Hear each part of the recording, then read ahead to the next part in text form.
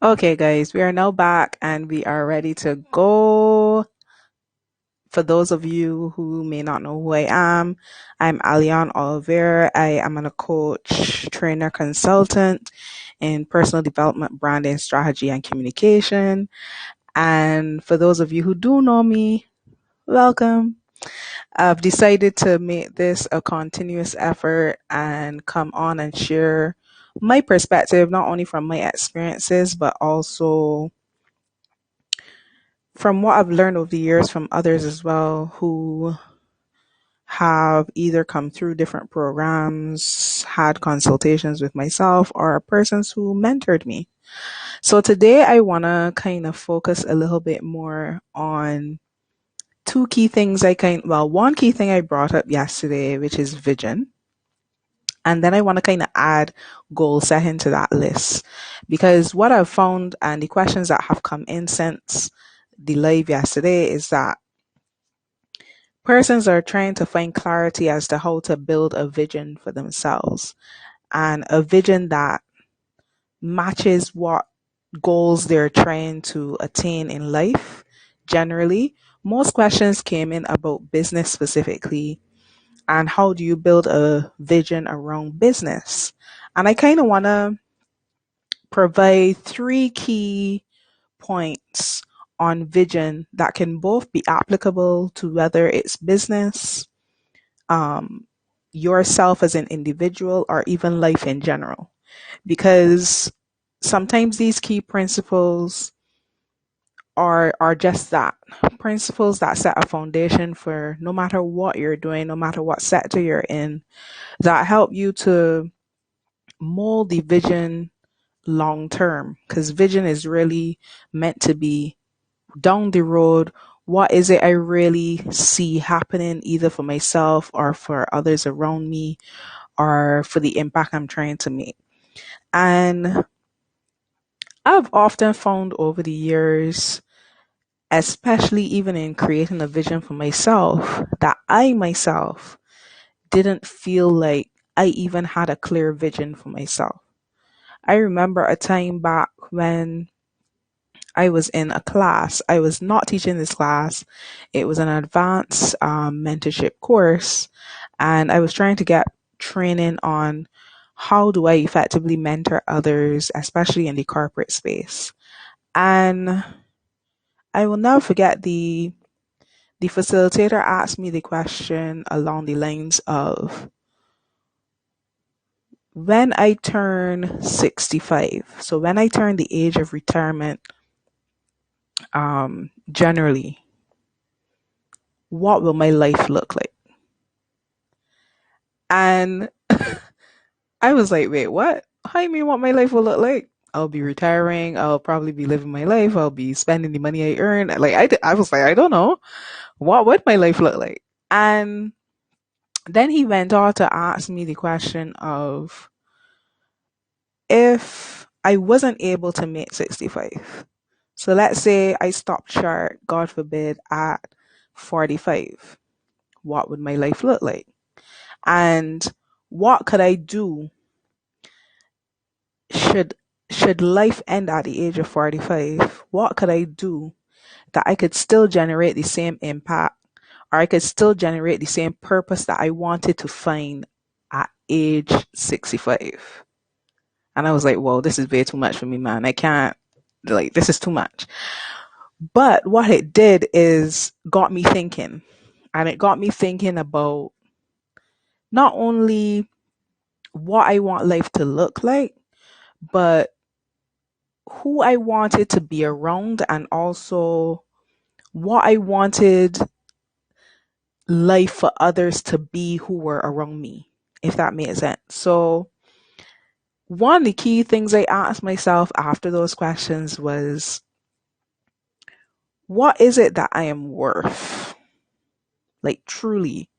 Because in order to really start with building a vision, I've found, now this is may not work for everybody, but I've found that in order to truly start a vision in a holistic way, I've found that it's important to first know from today what am I worth as an individual. So if I'm building a vision for business, what is it that me, the CEO, or me, the leader, or me, the corporate professional, is worth today?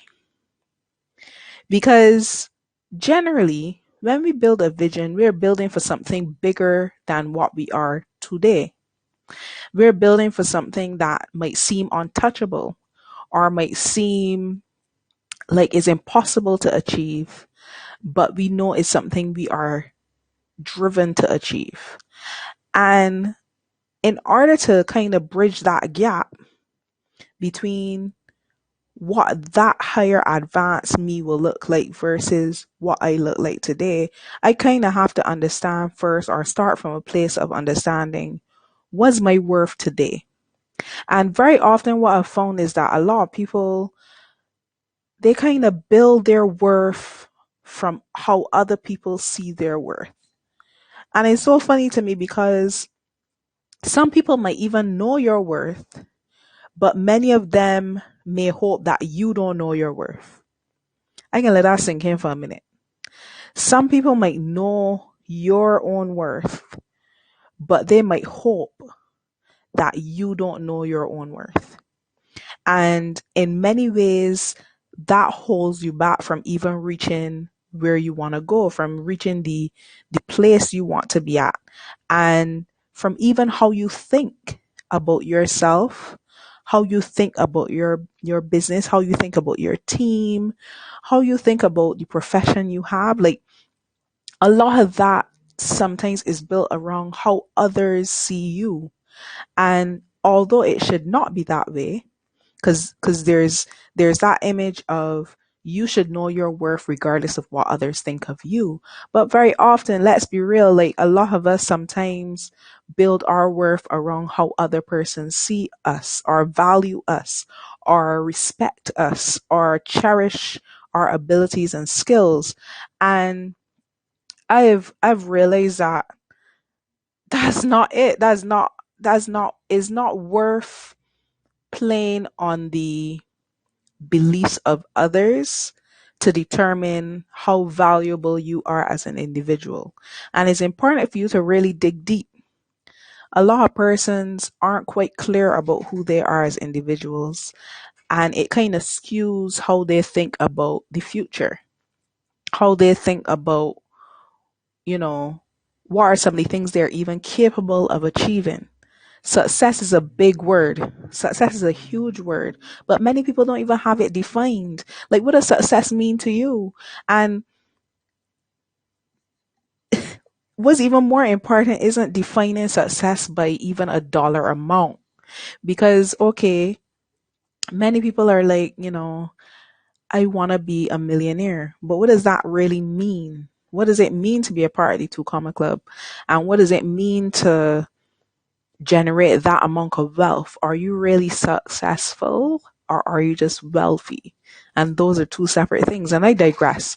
But my first place or my first point of where I feel is important to be at in order to build a vision for self or business or life is to know your worth. The second point I'm going to make with regarding to building your vision is to is important to develop a good mentality and develop a mentality for growth.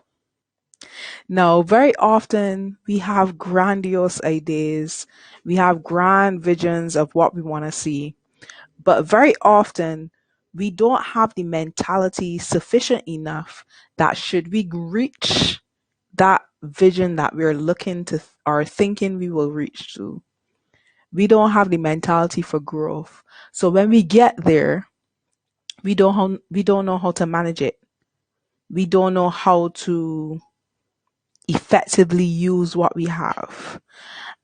I personally feel like I create mini visions to get to the bigger vision. That's kind of my MO. So like I might create a vision for next week or for next month.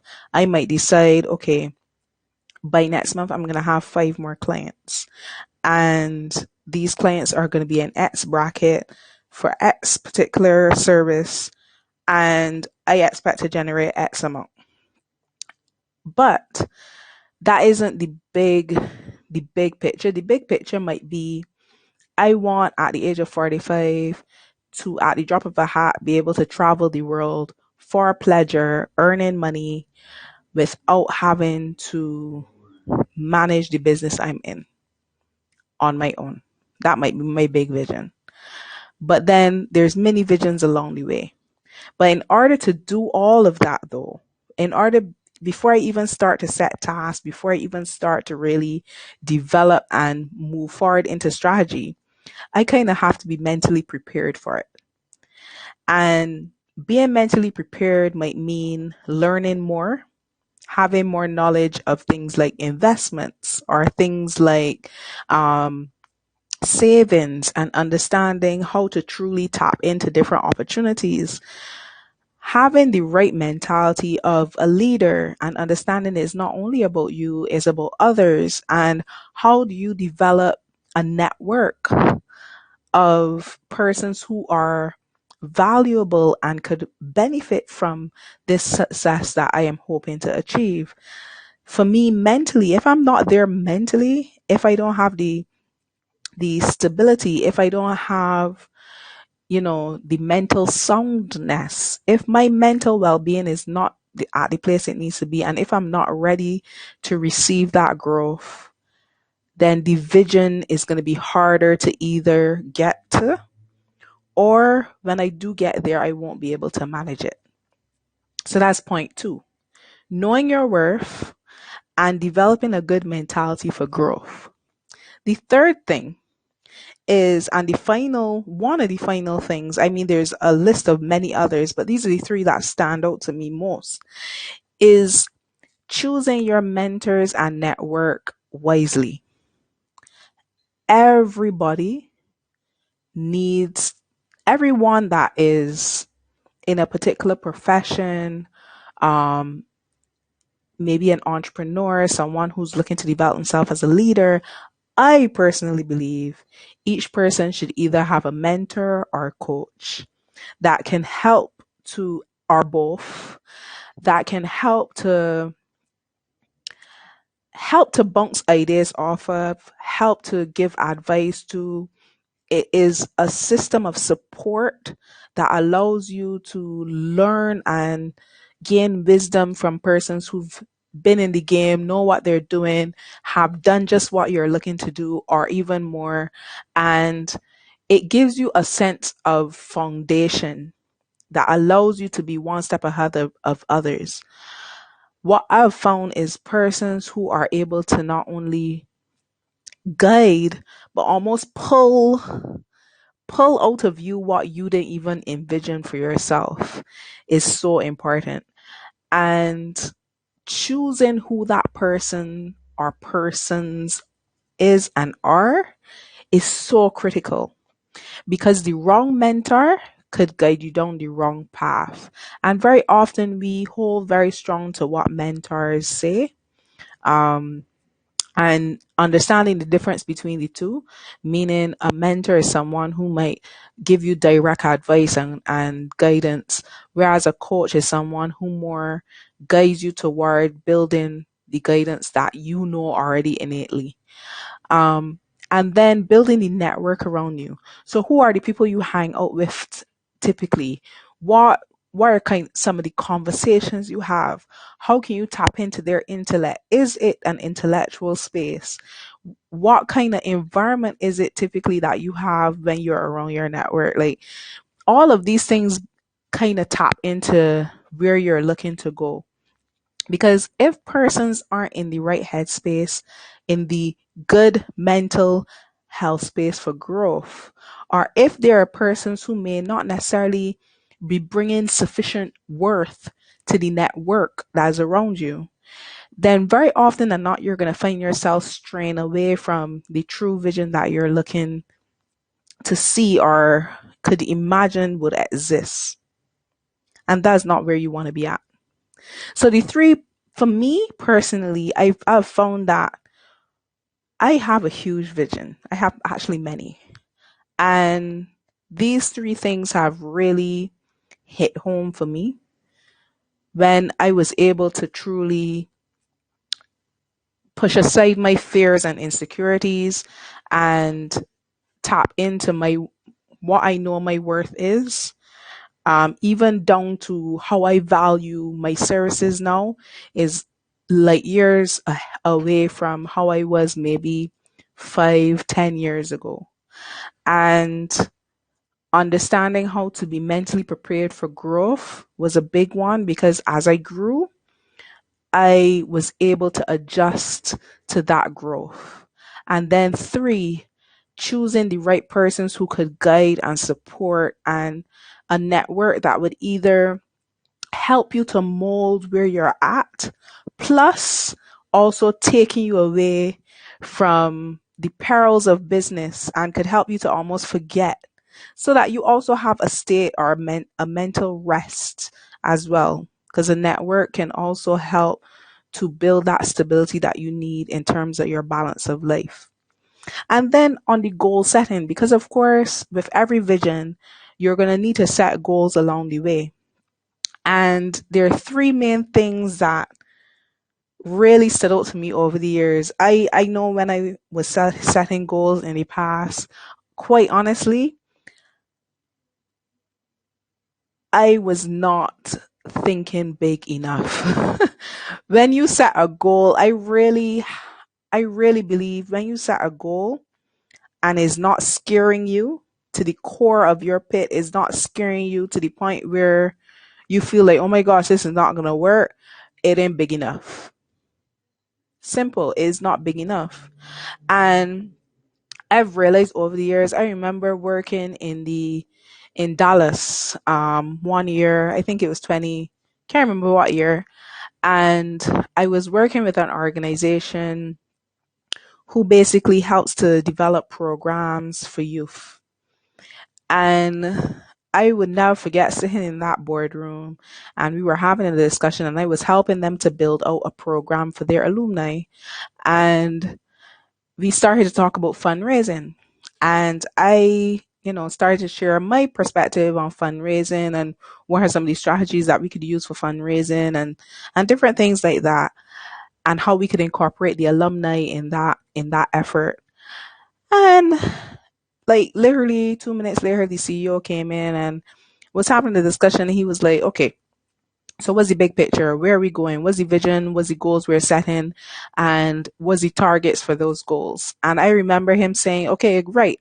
So in the next 2 weeks, while Alian is here, we're gonna make sure we hit $1 million." And I was like, "Sorry, say what now?" Um, and he was like, "Yeah, that's small. That's nothing. We can do it. Maybe we can even get that target in a week." And I was like, "Sorry, what did you say? $1 million in a week?" And but it was like the level at which I was thinking. I come from this small little this island, and I'm in this what they consider a small organization, and by small they consider 7 people working as full-time employees and they're generating what was it like 30 something million a year. What? And that's small. And I thought to myself, and they were like, "No, Alian, like we want you to be a part of the team. We're a really small team, but we really respect your expertise and we really appreciate you helping us with this because this is something we've never been able to develop before. And we're really looking to hit the target of 37 million by the end of the year. But at least for these 2 weeks, I'm sure we can get 1 million." What do you mean? But I mean, even in having that conversation and the way how they spoke and how they express themselves with regards to that, I thought to myself, good gosh, but I'm really thinking small. Um, and to me, like $1 million in a week is unheard of. But guess what? They did it. Actually, in less than 10 days, they had 1.5 million in the bank. And to be quite honest with you, I couldn't believe it, but I watched it. I actually was there. I witnessed it. I saw it from one phone call. Like one phone call was like $50,000 per call, or sometimes $150 per call. And in less than 10 days, they had that 1.5. And I was blown away. But it reminded me that not only was my vision very minute, but the goals I set along the way are also very minute. And what I think about I was unable to see it because I've never seen it, if that makes sense. So sometimes you have to see something to really believe it. But on the flip of that, sometimes you have to do the impossible. You have to think the impossible in order to achieve it as well. And I think one part of goal setting, or one of the big points I would try to enforce, is think big. Because if it's not scaring you, it's not big enough. The second point I would make to goal setting is don't change the goal, change the strategy. So sometimes, very often, we get scared and we're like, we've set a goal. It's coming close to the date of that goal, and we almost freak out. We're like, "Oh my gosh!" But I haven't even started to achieve it. I haven't achieved even half of it yet. How am I going to attain this goal by this day? And we get scared, and we oftentimes either dismiss the goal, we change it altogether, we decide we're not even going to worry about that particular goal. And sometimes, very often, we reduce the goal to maybe 1/16th of what the goal was originally. And is a big mistake. It's important that we change the strategy. We change the how of attaining this goal more than changing the what the goal should be. And trusting that the results either will come to pass, or appreciating that should they not, you can test and go again, test, rinse, and repeat. And that, it's important to be not only give up, but to be consistent in making sure that you're not giving up on yourself with dismissing the goals that you could have attained, because maybe it wasn't feasible in the first place, or maybe your strategy wasn't effective enough. And it's as simple as changing or adjusting your strategy. And the very third thing would be, on a daily basis, try to be a little wiser than when you woke up. So not necessarily trying to be wiser than yesterday, but trying to be a little wiser than when you woke up. Because very often we wake up with different things in our mind, and we're running through those things, and we're already having some form of wisdom upon waking up. How about we try to learn more? We try to gain more knowledge. We try to understand a little more. We try to build our wisdom. We ask for help, or we ask questions if we don't know, and get to a place where we are a little wiser. We are a little more knowledgeable of how we can actually not only set that goal, but get that goal accomplished. I know I've been saying a lot, and I really want to run through or clarify and bring the points of the vision and goal setting. With vision, know your worth, develop a good mentality for growth, and thirdly, choose the right mentor and network to be around, because that will help your vision in ways you can't imagine as you start to get towards your vision. And in goal setting, think big, and truly think big. Don't be limited by your experiences, by how you grew up. Don't be limited by who's around you. Actually, your network should be part of your net worth. I always say that.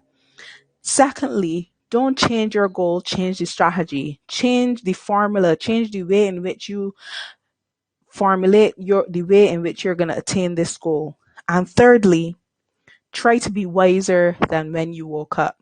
So try to learn something new, try to gain some form of development, try to maybe reflect on self and understand a little more about your worth. So kind of link the two of vision and goal setting in order to get that goal attained. Some of the last words I want to leave with you, though, is understanding that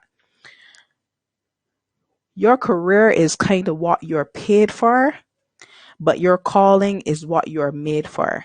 And it's important for you to understand the difference between the two and know how that will play into the big picture of your vision and the goals that you want to achieve in life and or business. But the last thing or the last point I want to really make is don't be limited. Don't let your insecurities and fears hold you back. Because very often we see other people doing things and we get all caught up with, what appears to be success.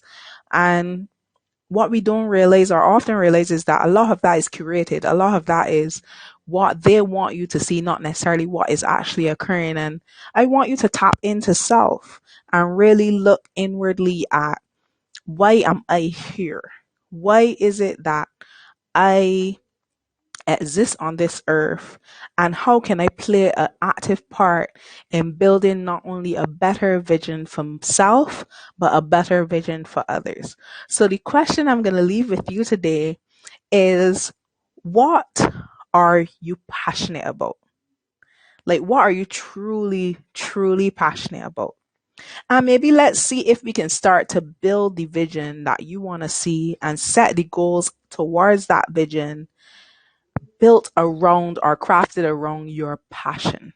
So, what are you passionate about? And if you haven't figured that out yet, take some time to reflect to see if this is something that is worth learning more about, at least for self. On that note, I hope there's some nugget that I've been able to share that will help someone out there, one of you. And if you feel like this content will definitely help someone else, please share. Otherwise than that, I look forward to seeing you again very, very soon. Thank you so much for taking the time to watch and listen. And until next time.